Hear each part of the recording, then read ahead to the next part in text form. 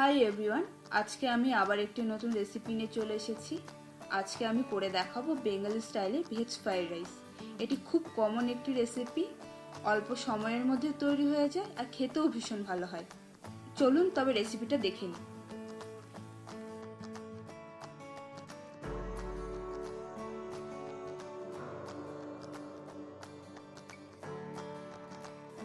আমি এখানে 300 গ্রামের মতো বাসমতি চাল নিয়ে নিয়েছি। চালটাকে আমি 30 মিনিটের জন্য জলে ভিজিয়ে রাখবো।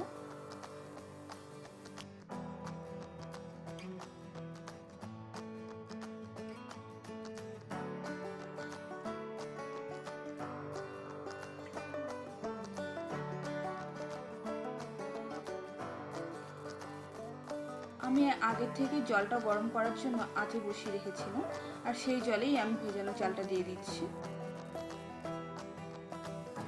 আমি ভাতটাকে বেশি সেদ্ধ করব না, আমি একটু শক্ত শক্তই নামাবো।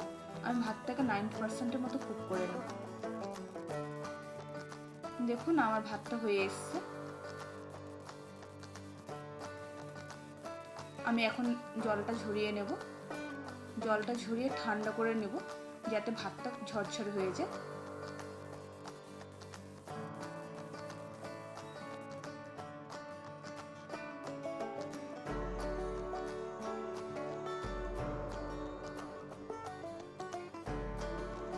আমি এখন দারচিনি দিলাম, এলাচ নিলাম, নিয়ে একটু থেতো করে নেব।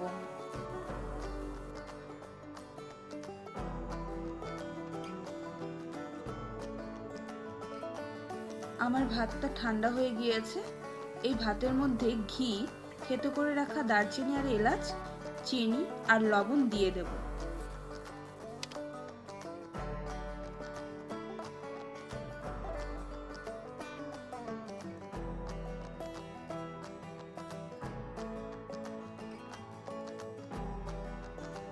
যেহেতু এটা একটু মিষ্টি মিষ্টি খেতে হয়, তাই আমি একটু চিনি পরিমাণটা একটু বেশিই দেব।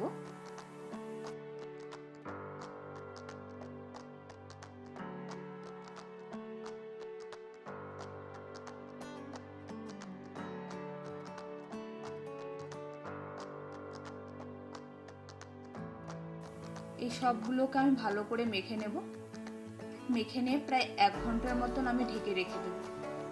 আমি এইগুলোকে এই কারণেই মেখে নিচ্ছি যে এলাচ, দারচিনি, ঘিয়ের যে ফ্লেভারটা আছে সেটা খুব সুন্দরভাবে ভাতের সাথে মিশে যাবে, আর চিনি লবণটা খুব সুন্দরভাবে গলে যাবে। এই কারণেই আমি এটাকে আগে মেখে নিই। আমি কড়াইয়ে ঘি দিয়ে দিচ্ছি। আমি পুরো রান্নাটা ঘিতেই করব। আপনারা যদি চান তো আপনারা তেল দিয়েও করতে পারেন।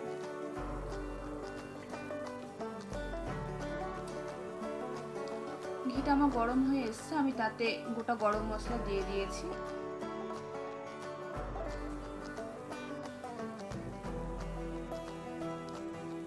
আমি এখানে গাজর কিউব করে কাটা দিয়ে দিয়েছি। আমি এটাকে 1 মিনিটের মতো ফ্রাই করে নেব, কারণ গাজরটা ফ্রাই হতে একটু টাইম লাগে, তাই আমি এটা আগে দিয়ে একটু ফ্রাই করে নিচ্ছি।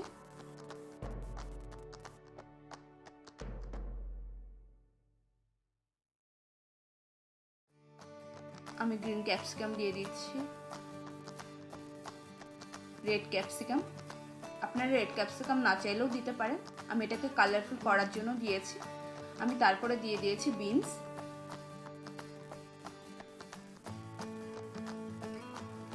মটরশুঁটি। এগুলো সব কিছুকে আমি 3 থেকে 4 মিনিটের মতো ভেজে নেব। তারপরে আমি দিয়ে দিলাম কাজু কিশমিশ, দিয়ে আমি আবারও 1-2 মিনিট ভেজে নেব। আমি এখন মেখে রাখা ভাতটা দিয়ে দিচ্ছি। এখন আমি সবকিছু ভালো করে মিক্স করে 7 থেকে 8 মিনিটের মতো ভালো করে ফ্রাই করে নেব।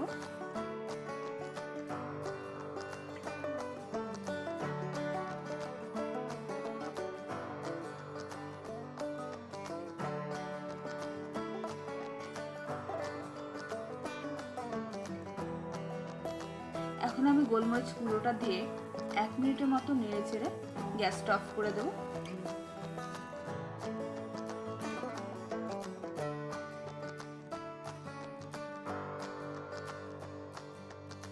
আমার রান্না কমপ্লিট। আমি এখন সার্ভ করে দেব।